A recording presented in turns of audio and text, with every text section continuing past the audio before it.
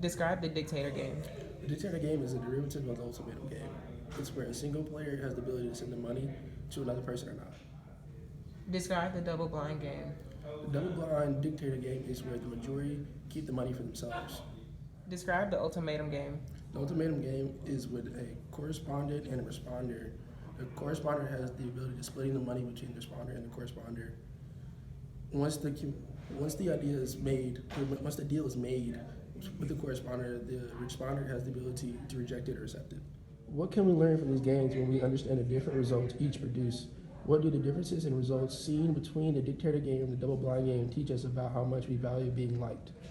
So, with all three games, we learned that there are different degrees of generosity, especially when facing the public eye.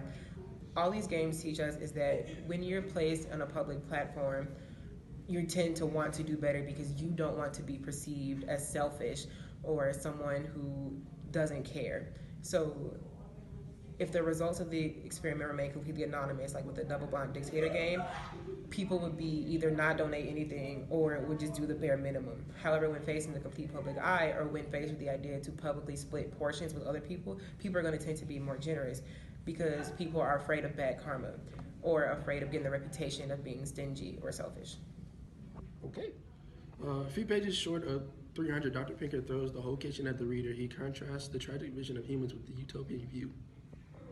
So the idea of the tragic vision, which I personally believe is considered tragic, is because it's very limited in terms of knowledge. Like, you're not really allowed to question things. You're not supposed to ask why not. You're supposed to just, this is the structure. It's very much rooted in tradition, as in like school, education, religion, and family. Like, those are all traditional beliefs and traditional things that we all want to obtain. And with the tragic view, that becomes the center of the focus as opposed to the utopian view. For the utopian view is asking, instead of asking why, they should be asking why not.